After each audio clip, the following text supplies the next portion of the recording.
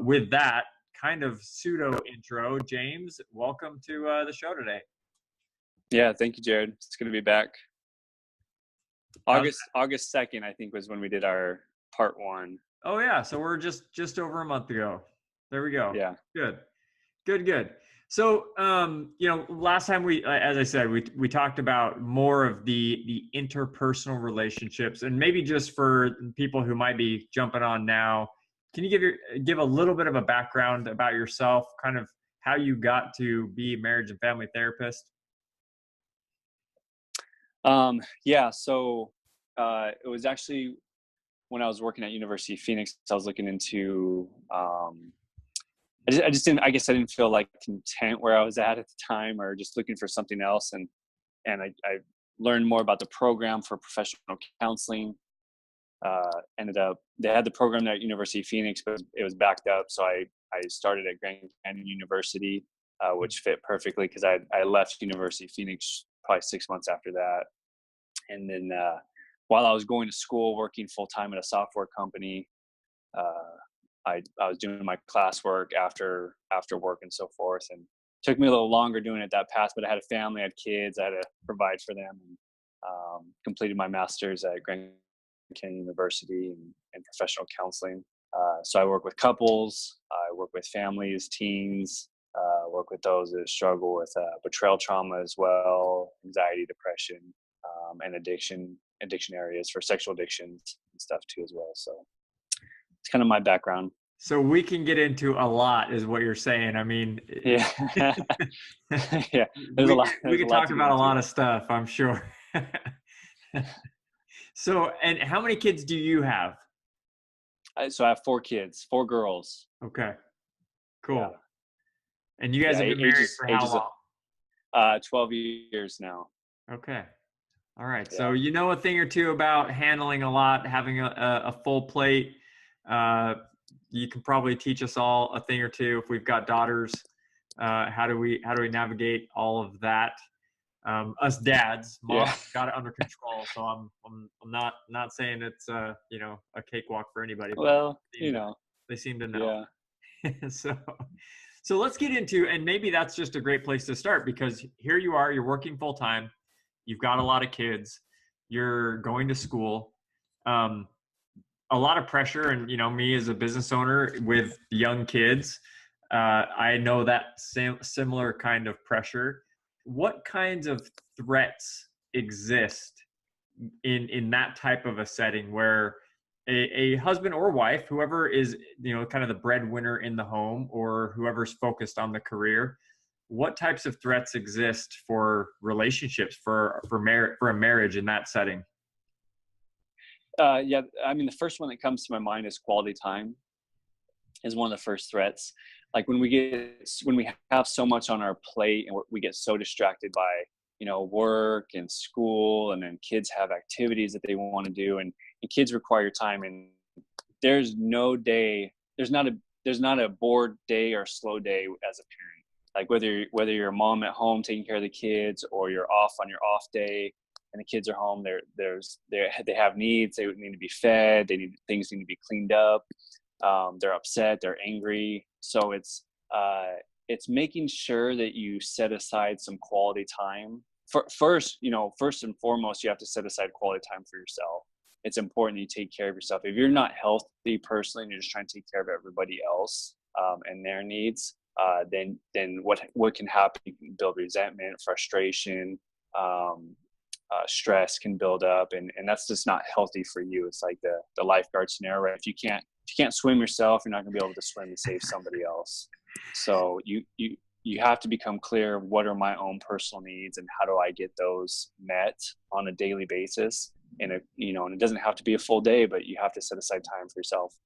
Yes. And let's just give a little plug to our last episode, because we went into the dailies that you talked about. What are your daily things that you do for yourself? And I know when I work with clients, I really focus on establishing core habits that are the foundation for all of the things that you have going on. So, and oftentimes, last week we had Danielle Teal on, who is a health and wellness expert, talking about how do we take care of ourselves as well. So totally agree and think that that's got to be something central.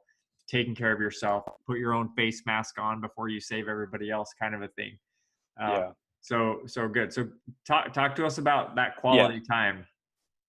Yeah. So then we got to put it aside for our kids and for our spouse too as well. And there's simple things you can do to come up, like little rules for yourself, like the first 15 when I come home from work.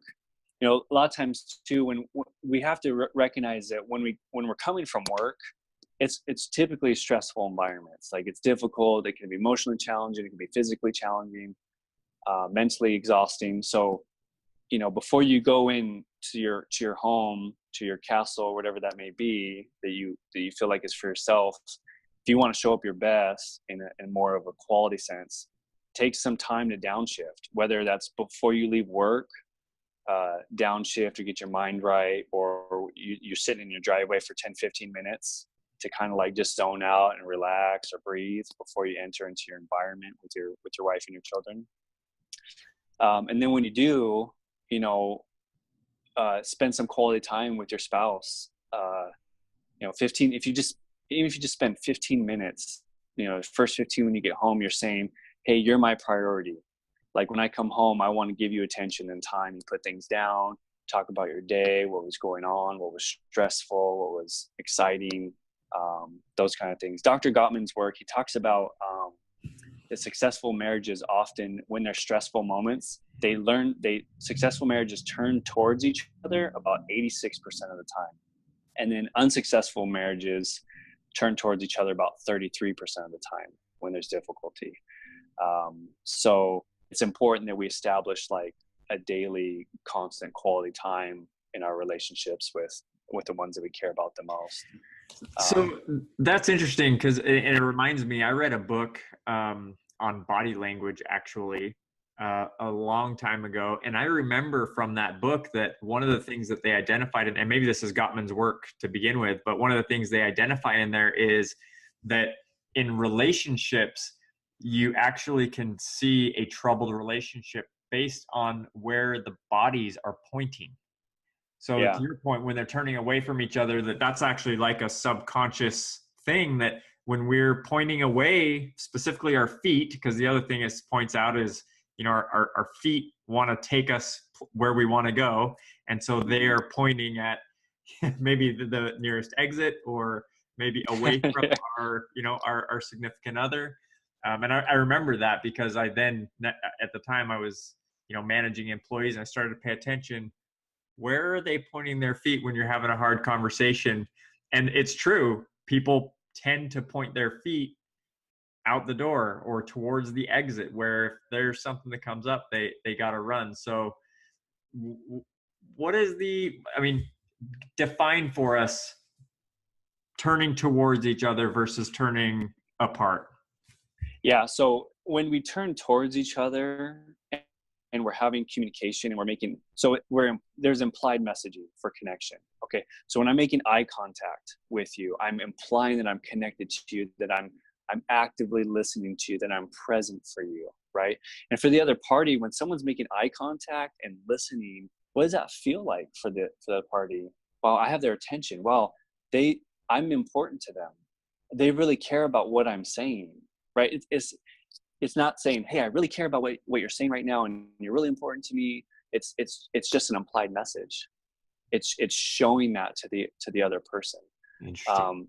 So things like eye contact, smile, your tone, those are all things that can imply, hey, I'm connected and I'm listening to you. So yeah, it does make a difference. And are those are those characteristics of quality time? I'm just running through my head, man, there's so many things that we do. And I'm a believer that the time that we spend with others should be quality time, right? So are those components of that, or characteristics of what could be considered quality time? Oh yeah, absolutely. I mean, because when you're doing that for somebody, if you ever come across someone that just made you feel really good, or like you had a really good conversation with them, and sometimes just you, James. It was only maybe well, our conversations are never really short. We always can have good long chats. but sometimes they could be just 10, 15 minutes, even 5 minutes long. And you feel like, man, that dude's a great dude, or she's awesome. Like you feel really like connect, like they just listen and they're present for you, and you enjoy having those kind of conversations with them. And so it just goes to show it doesn't really have to be super long to be able to have some form of connection.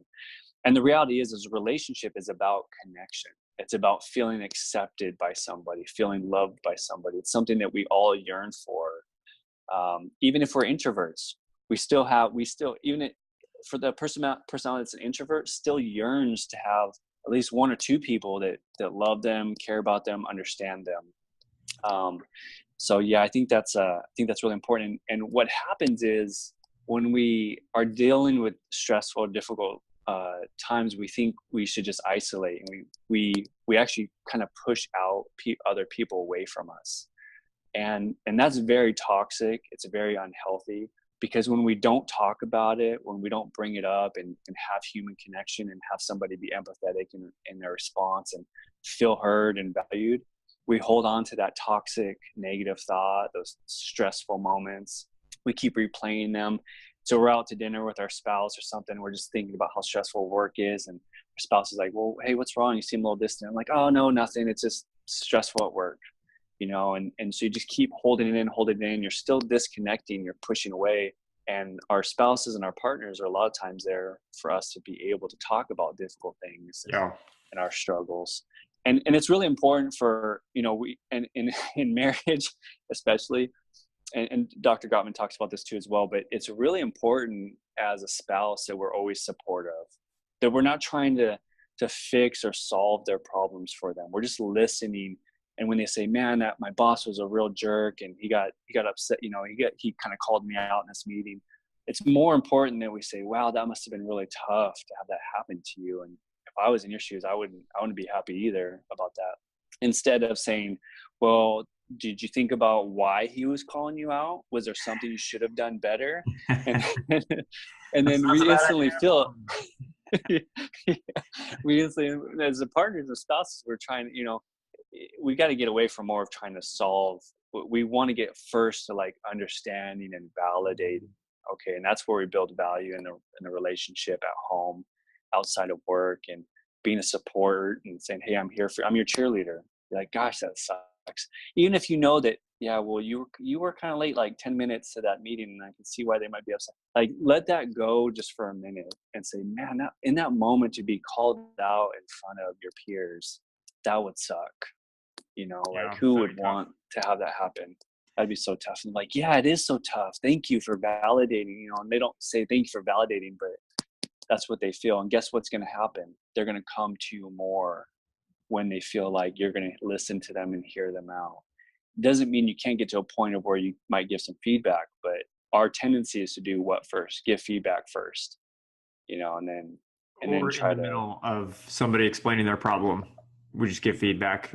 Yeah. Before they're even done, we just jump in and we're like, hey, you should do this. Well, did you do that? Well, hold on. Let me finish telling the story. Like, I'm not even the actual problem yet. Yeah. They don't even know the full story. And they're trying to and that's why it's important to understand and say, wow, tell me more. Like, what else happened? What else was going on? And, when we really know, when we feel like the other person knows our full story and they've heard everything, now we know, like, okay, now you've heard everything. You can give me some feedback. But so often when people try to give us feedback, that's another implied message. What does it imply? Oh, okay, let's fix this real fast so I can go do what I need to be doing right now, because I don't want to really be dealing with your problems. Let's just fix that real quick. And then so I can get on and do what I want to do, whereas opposed to like, hey, let me slow down, let me listen, and let's talk through this. Well, James, Netflix is paused right now, so of course, I want you to hurry so I can unpause my show and we can continue. Yeah. Right? I mean, oh my gosh, that's so hard to do. It's so hard. As especially sometimes for us guys, we're just one track mind, and we're like, I'm either watching the show or I'm talking. I'm not, it's so hard to. For real. And I love my wife, but she hates it when she'll start talking to me and I'll like slowly start like reaching for the remote. Like because I need to pause it because I can't miss like what's going on to have the conversation. And I'm totally willing to have the conversation, but there's a time and a place, right? So I want to just zoom out for a second and just talk with people that are just deep in their career. You know, they're trying to operate their business, because there's two sides of what we've covered so far. Is number one, if you are that person who's in depth in your career, you're focused on building your business, whatever it might be communicative, be sharing, turn to your person to share the challenges, share the difficulties, be open, and just communicate honestly about it. And then the other side is, if you're the supporting spouse or partner, you can look at that, and when they do share, then don't fix. Don't try to write everything. Don't try to be the expert and solve it, and just listen and and to your point, validate, ask questions, understand context. So I think that's huge, because you know, we don't want to share all the time, especially if like we are the breadwinner and we've had a really rough day or really bad day or something, you know, big happened that now maybe I'm afraid for my job. Man, I don't want to come home and talk about that. I don't want to come home and share that. And so there's some of those, well, maybe I'm going to shift away. But to your point, if I do, and then it's received with that patient understanding of, tell me more. Yeah. Wow. Holy cow. What are we going to do? What do you think? What else was happening? So and here's one of the biggest problems is, why don't we do that? And part of the problem is because the second part is the other party doesn't typically give empathetic responses. It's not as supportive, and it's not that they're trying to be that way. It's just we don't learn how to be empathetic. That's not something we're taught as kids. It's usually not modeled for us growing up. And so a lot of times I'm working with clients, and if they're like an individual, and they have to get connection, they have to get empathetic responses, and the only way, you know, now I have to depend on these family members that they're going to talk with to be able to do that. And a lot of times they can't. And so now I'm sending them on this voyage or this journey to go get connection through empathy. And then they get someone's trying to problem solve or shoot them down. They're like, see, it doesn't work. You know, so a lot of times I have to bring in family members or other individuals in session, teach them how to respond in an empathetic way and practice it in session so they get it. Because our brains, it's like, it's a new pathway. It's like, oh wow, and they struggle with this. I mean, I get moms and dads that are 50, 60 years old, and they're like, how do I empathize with my spouse right now? And I'm not, you know, so I have to help them create new ways of doing that. Give us 3 ways of doing that. And I actually think we talked a little bit about empathy last time, but you know, what are a couple of like, you know, tips that you can give us that will help us be more empathetic? Yeah, the first thing, and Brene Brown and Teresa Wiseman kind of talk about this. Brene Brown has a great video on empathy. It's a 3-minute video, but she does it from her work, based on the work of Teresa Wiseman. But the first thing to do is you have to be good at perspective taking. The reason why we struggle at being empathetic is because we go internal. We internalize what somebody else is saying, and we kind of make it about us, or we worry and we're internalized. So we're thinking, oh, this is my fault. I should have been better. They're upset with me. And so I can't be present for somebody when I go internal. But perspective taking is putting myself in their shoes, and I'm like honoring them, and I'm saying, wow, yeah, if I was in their shoes, I could see how that would be hard to be called out in front of my peers, you know, and how embarrassing that might feel. And then I start vocalizing that. You know, the second step they talk about is staying out of judgment. Okay, we're not, well, what did you do to do that? Or say something like, well, you probably should have, and should is just as a judgmental word. Like, you should have done this, you should have done that, right? It's staying out of judgment. And then and empathy is about getting to a place where we talk about emotions. Yeah. When we start to identify. And so the third part would be like, I could see how that might feel embarrassing for you.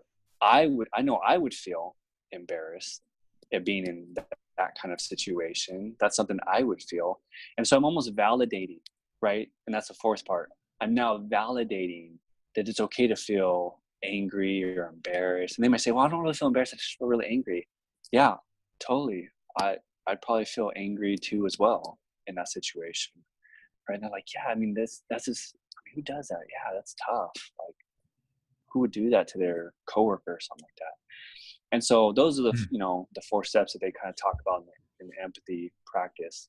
But it's, if I can get them to shift towards just put yourself in their shoes for just a moment, it really helps the communication. And then what does that do? It creates secure attachment, feels safer, so the partner can feel safer going to when they do have difficulties or problems. But we can also do the same thing with positives. You know, when someone gets a, you know, how many times do we have something that we're excited about and we celebrate and we come home, we tell somebody about it and they're like, oh, that's great. You know, Yeah. oh, wonderful. You know, like you don't feel that way, but then you say, man, I got a promotion at work today. It's awesome. And you say, wow, no way, you got a promotion. That must feel exciting or thrilling for you. I mean, gosh, cool. You know, kudos to you kind of deal, and really take time to be empathetic in a response of acknowledging their emotional feeling and put yourself in their shoes of what it might be like to get a promotion. Which I think, I mean, when we think about empathy, and again, I think we talked last time about some of the ways that, you know, we can work with our kids and model that. I think it's just incredibly important to reflect on your own life. No matter what, you probably have experienced some similar type of pain. It may not be the exact way, or the, you know, the case by case, like, oh, that happened to me exactly. But we can all think of times of wow, this person feels embarrassed. Wow, I remember Exactly. I felt embarrassed. That is hard. Exactly. We realize we're so much more connected. Whether you're 65 and you're 18, you know, someone's had kids and grandkids, and they have an experience where, you know, maybe they lose a grandkid, but they're trying to talk to their 18-year-old about it, who doesn't have grandkids, never lost a kid, but that's their cousin. And so they can say, yeah, I can relate to what it feels like, the pain of feeling loss, right, in my life. Just like you feel lost. It might be different, but we can connect with that feeling.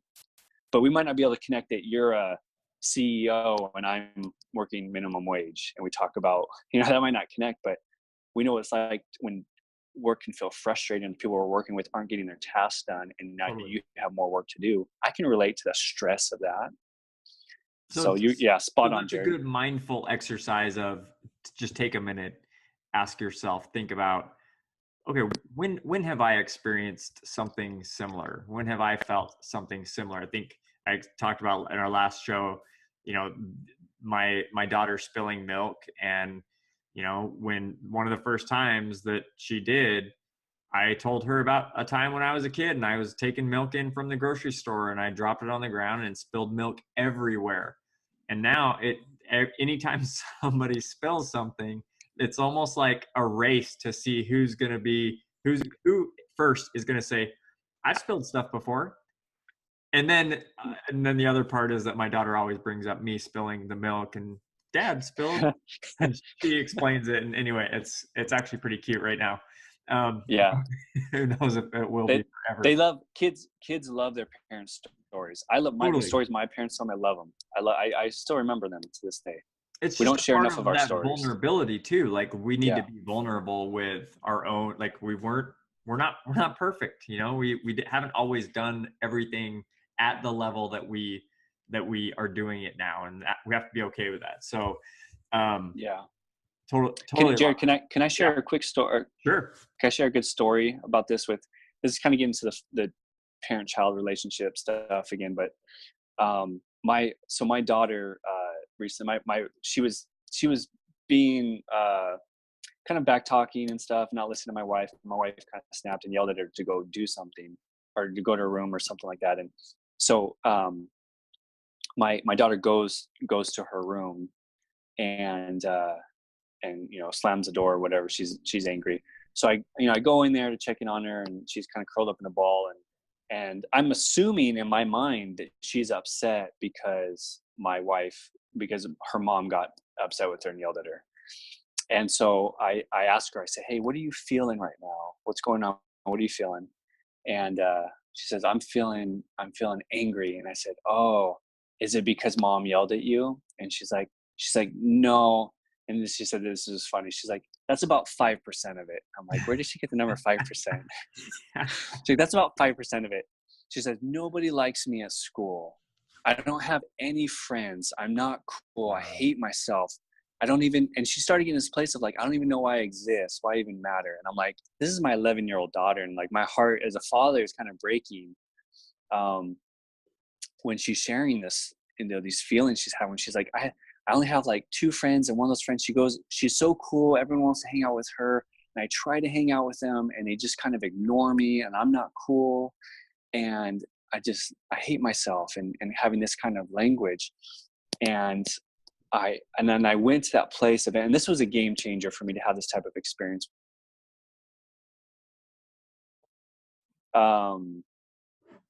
Sorry about that. Battery on the iPad? Yeah, no, the phone call was coming in. Okay. That's all right. We'll edit this out. No worries. Yeah. It was a game. It was a game changer for me, because I went and I said, you know what? I remember when I was in school, and I remember my friends not accepting me, or not feeling part of the group, or feeling rejected, not feeling like I was cool enough. And I remember how much that hurt me, and how sad that made me feel. That must have been really tough. Sorry, I'm sorry that happened for you. And so, and then we were able to, she opened up more, we were able to talk. She came out and apologized to my wife for not listening and stuff like that, to her mom. But that was a special connecting moment, I think, for me and my daughter. But that's the power of empathy that we can have in our relationships. Oh, and I mean, think about just the importance of, like you're saying, that whole connection, right? And you talked about a couple of minutes ago, how often do we celebrate some of those good things and have these good positive conversations that leave that kind of impression. And I mean, most parents of young kids, myself probably included, have more of the don't do that kind of conversations than the sitting them down and looking in their eyes, talking about creating that connection. And it's just something that it's so sad that it doesn't happen more often. But obviously here is a great example of, your kid is going through something very different than what you're seeing on the surface. And we had a guest 2 weeks ago who said, listen, when we're working with kids, you look again, you look at their behavior, you look again. And you now have given us kind of the strategy for having that conversation that, man, you had to look again. It wasn't really about, your daughter and your wife at all. It was about her situation at school and that challenge. Except for the 5%, obviously. Yeah, so 5%. That's 5%. It's hilarious. So yeah, and if we can get into more of like asking not what's wrong, but more of like what are you feeling? Because emotions, when we bring up emotions, then the thoughts of what we're feeling will come after that. But lots of times we ask what's wrong, they say nothing. Yeah, I'm fine. But if we get into emotions, then we teach our children to understand what they're feeling. Emotional intelligence is a huge aspect that we're learning more about in our society today. And this is something you can do even with your employees or at work. Hey, what are you feeling right now? What's the feeling you're having? And then you can have a more in-depth kind of conversation or understanding of what's going on. Well, and I mean, James, what you're suggesting is slowing the pace. Just even think about how we're talking about it. It's like, man, when was the last time you really sat and like looked at your spouse and had a slow conversation like this without waiting to hit the pause button and play your show, or now it's crunch time, I got to go to bed, let alone your employees, your children, all of the people in your life who we want to connect with. Like you're saying, hey, dial it way back, like slow your roll, slow your pace. And I think that's hard for people to swallow. It's hard to get around. Yeah, definitely. And so going to the other part, some other threats, I guess, as far as like the work. Another thing that popped in my mind was a lot of times when I have couples in my office and we're talking about quality time, the reality is a lot of them don't schedule or plan a specific day and time to do that with each other. So I think that's one of the threats, is when we're not proactive in planning or scheduling this. And my wife does a fantastic job of doing this. She actually schedules time between me and my daughters, and she's scheduled time to do daddy-daughter dates. And and those types of things. And I do little, daddy daughter talks, a certain day, a certain of the month, and with them. And so I think another thread is that we really don't plan or schedule that into our lives. And then whatever comes, that the biggest fire, so to say, consumes our time and our energy. And so we're always putting out these fires and not really being preventative in our relationship, and talking about them when they're smaller. And, like with my daughter, having that conversation when it first comes up and she first addresses it. And, she had hinted towards struggling with some friends at school, but we never really talked about it until that moment. So that's another one, big one is planning and scheduling your time to make sure that happens. I get a lot of couples that don't really have a system in place or a plan in place to where they can spend time together. And when kids come and promotions happen or whatever, the other spouse starts working too as well, it gets even crazier. Kids start doing activities. It just gets harder and harder. And I don't think that is something that's specific to people that are in your office, because I mean, it's scheduling, being on a schedule. Some people just don't even really like that. But we had an experience actually just the beginning of last week where I'm training right now for a marathon. And so that takes up a ton of time. I've got my business that I'm trying to build and grow, and we're making some changes there. And I was kind of running in a lot of different directions. And my wife, she's got stuff going on as well. And we're having another baby. So are your, typical running a million different directions family. And I missed a run in the morning. And in my mind, I just said, I'm going to go tomorrow night. So I'm going to do two times tomorrow to make up for the miles that I lost today. And so I went in the morning, did my thing, and then the afternoon started rolling around, and I told her, I was like, hey, I'm gonna run at 7. And she was like, well, I have this activity for our church at 7. And I was like, ah. And it was just a moment where it was good for us because we do a decent job of planning and being on the same page. We share calendars, we have a weekly meeting, all of that. But it was an indication that, we haven't really been communicating about our schedule the way that we need to. And with a whole bunch of other stuff, we felt like we weren't getting that quality time. And so we got a babysitter and ended up going out on Saturday, and which actually was a fail. Maybe we can talk about that in a minute, but I think to the point of scheduling, like, people don't schedule, and we schedule our workday sometimes in terms of what meetings we have, what projects we have to get done. But man, once we leave that office, that structure, it's like it all just goes to crap when we go home, and it's like, let's find some food. Let's maybe go out and get some food. Let's put the kids to bed. Let's watch Netflix and let's go to bed, versus having that regimen outside. You almost need it more outside than you need it inside, honestly. Yeah, absolutely. And the better you get at it and the more consistent you are, it becomes second nature in the sense. James is just getting all sorts of phone calls today. Sorry. Yeah, I apologize. It pulls you out. And then I'm like, here alone. I'm like, I'll just pick up where he left off. Yeah. Maybe I won't come back after one of those happens. See what we do with that. It'll take me probably 30 seconds and I'll just kick in.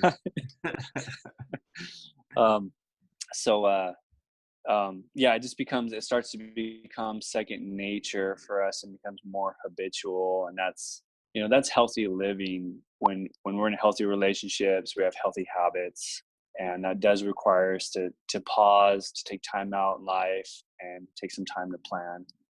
Michael Gerber talks about, working on your business and working in your business. And that's the same principle. We need to make sure we're working on our relationships and not just in it all the time. We have to be planning and figuring out, how do I improve? How do I plan better for our relationships? Give us some examples of quality time. So, and maybe we're just going to create kind of a list, like yes, no, and I'll just give you just a super fast, clip of our own life. We'd been running ragged for a couple of weeks, and finally I was like, hey, let's go out and let's call up our babysitter. It was kind of an off week of our date night, but we wanted to do it. Called up our babysitter. She was available. But then somewhere along the way, we had the idea to call some friends.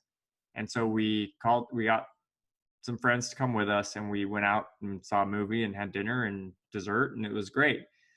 But when we came home, we actually ended up having a conversation about, well, we didn't really feel like we were connecting. We didn't really feel like the busyness of life was actually now kind of counterbalanced by some good connection time of just us. Because, when you're hanging out with other friends, you're usually talking across the table at the other couple, and you're having that type of engagement.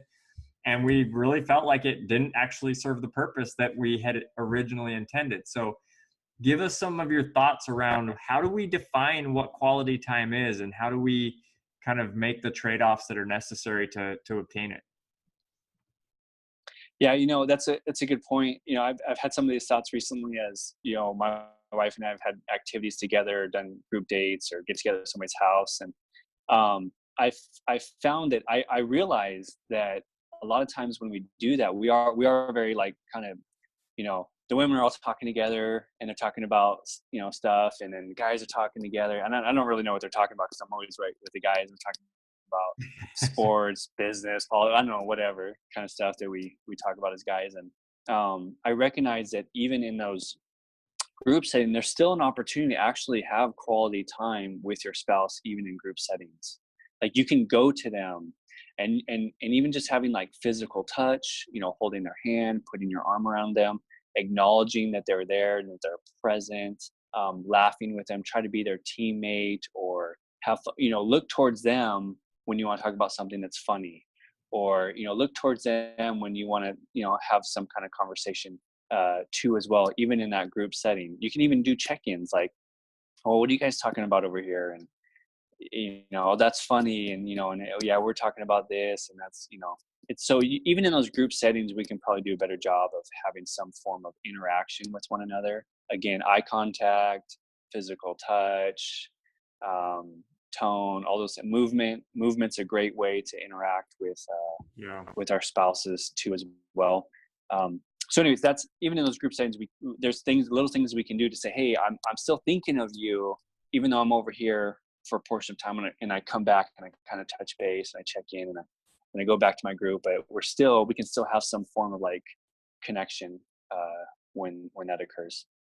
But yeah, the better forms are obviously when we could be fully present, like going to the movies. It's not as fully, present. You're in the same room, you're doing the same things, watching the show, but you're not really talking about things or engaged.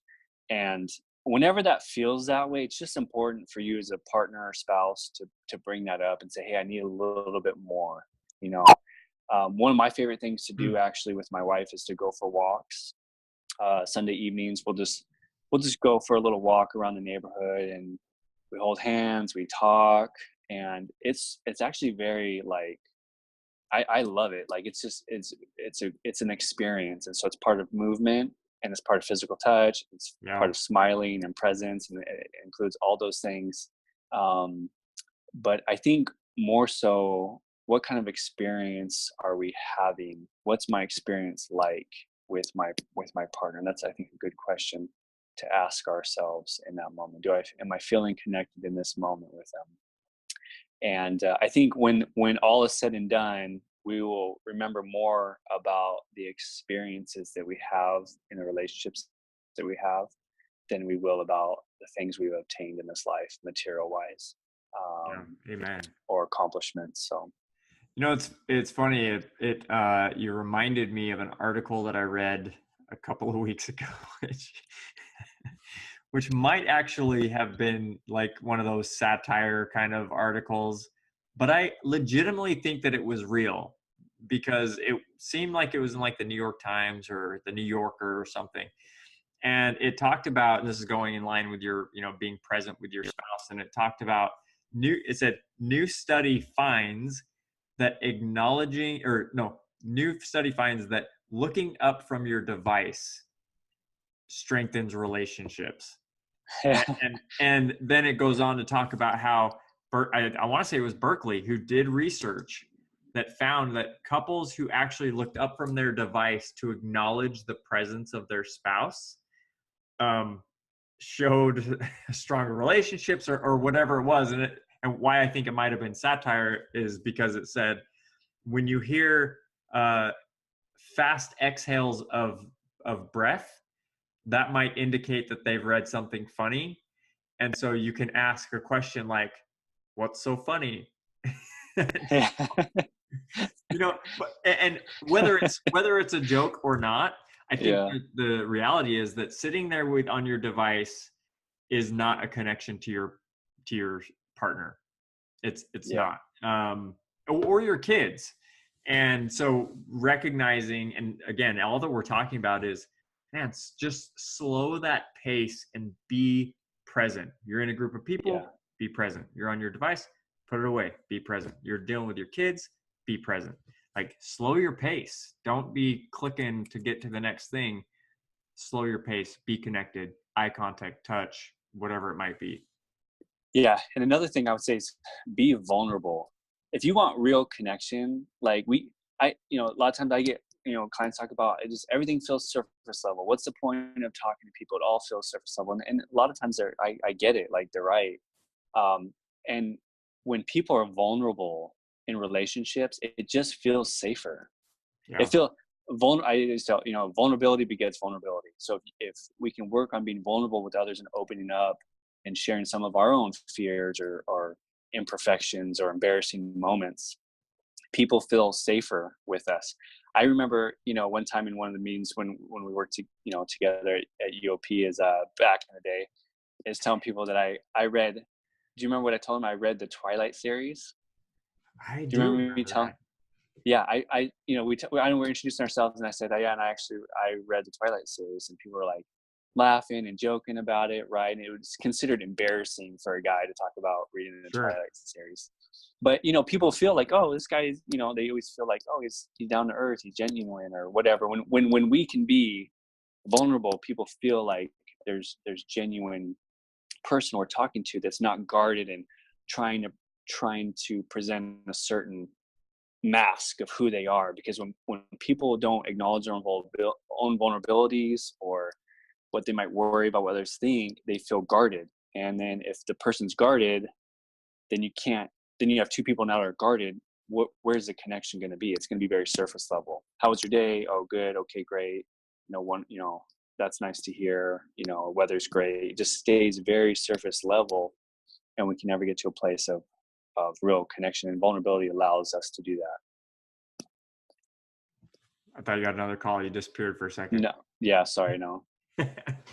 And on the flip side, right? If we're going to be vulnerable, then we've got to totally recognize when other people are being vulnerable with us, and we've got to take really good care of that vulnerability.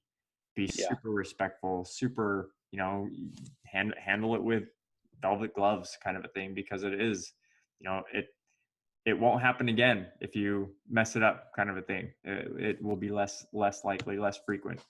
So I think that kind of brings us full circle when we're thinking about, you've got a business, you've got a career that you're trying to manage, you've got a relationship with your spouse or partner, and you've got kids.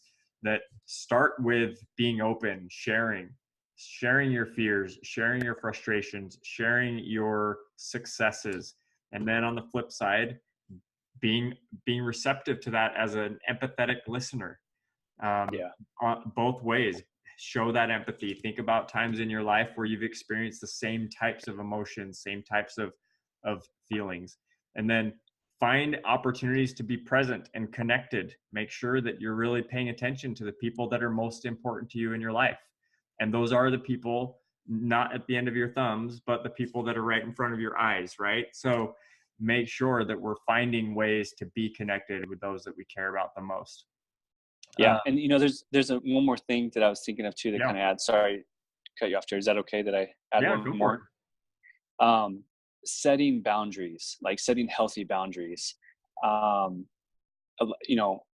relationships, a lot of times they're not aware of their boundaries. And boundaries, what they are, they're really needs. Like what are my needs? And so boundaries are about saying, like, I need in a relationship, I need honesty, or I need respect. And when people cross those boundaries, a lot of times we just let it, well, if we let it happen, then our boundaries don't get, our needs don't get met. And then when we get frustrated, we get bitter, we, we get guarded and all those things. And so that's unhealthy too, as well. But that can apply to your life. Like, you have to have boundaries. You can't say yes to everybody. And when you say yes to everything that happens at work, and you say yes to what your wife needs, your kids need, then something doesn't get met. And so we have to have healthy boundaries. We first, we gotta get clear on what are my personal needs, or, I need to spend time for myself, for my kids, and for my wife. How do I fit that in? And for work, and so forth. And when there's times where things come up at work, or come up sometimes we have to say, no, I'm not going to be able to do that. And this is something I need to take care of right now. And when we can have good, healthy boundaries also include consequences. Like, if I'm at work and you come up and ask me to do something, and it needs to be done by tomorrow, and you only give me 24-hour notice, hey, like, that's a boundary issue. Like, I'm going to have to say no to that. I'm not just going to bleed out for the company per se. So I need, if the consequences, I'm going to say no, or if I have a friendship that's, I feel is like taking advantage of me, or is always, doing something that crosses my needs and my boundaries, there needs to be consequences in place where it's say, hey, look, I can't engage in this friendship or this relationship if this is all it's about, or this is how you're going to treat me, kind of deal. And so we do have to figure out our own personal needs and putting boundaries in place. So we safeguard, like, our time, because the time is, as we the same for everybody.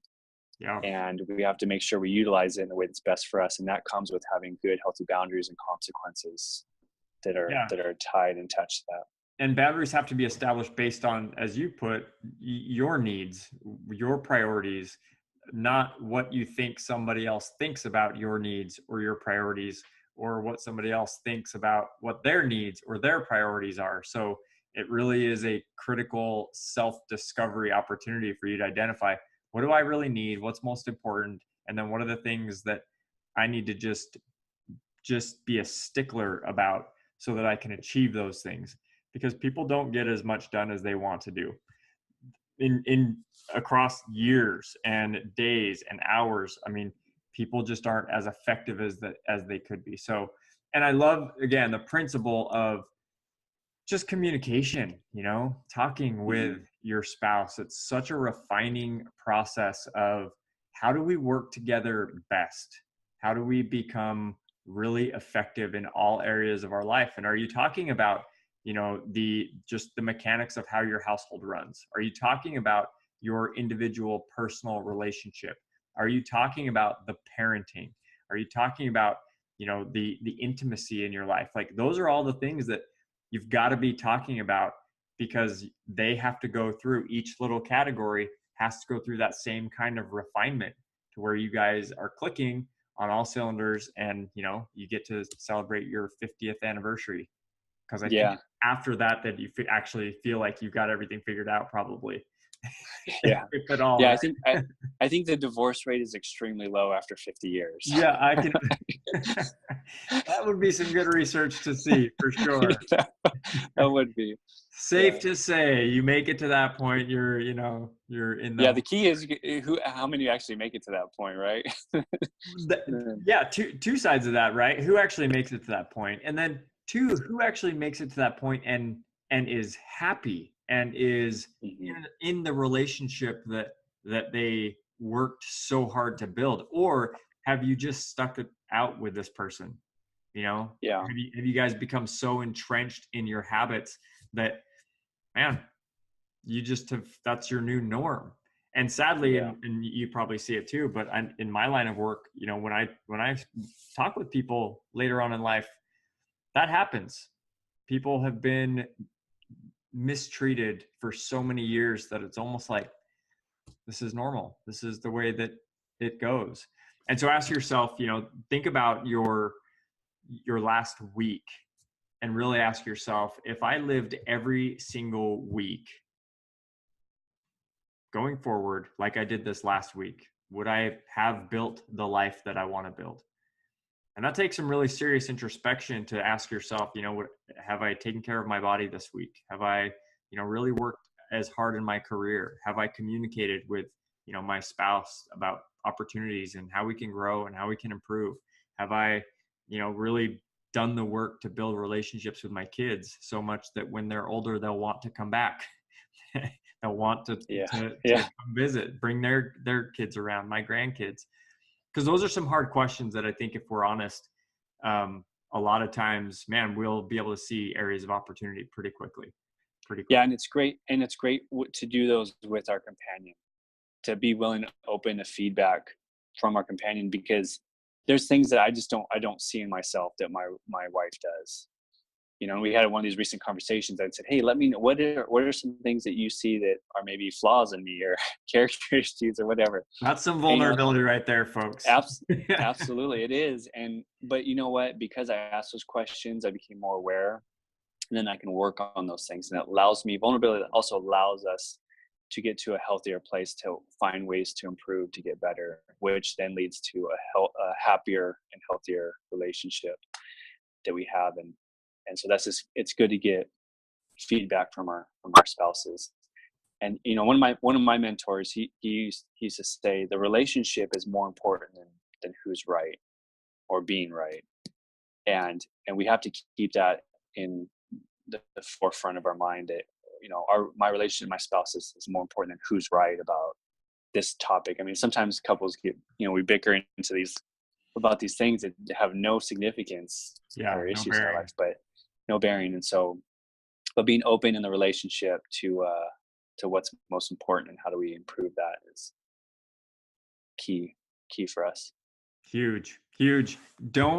Anybody listening, don't let your relationships fall by the wayside. If they are important to you today, then man, make the sacrifices, fight for them, whatever it takes. Do what's going to be best for the long game when it comes to your relationships. I think that's wise advice. James, you are the man. I am grateful for you coming on our show yet again.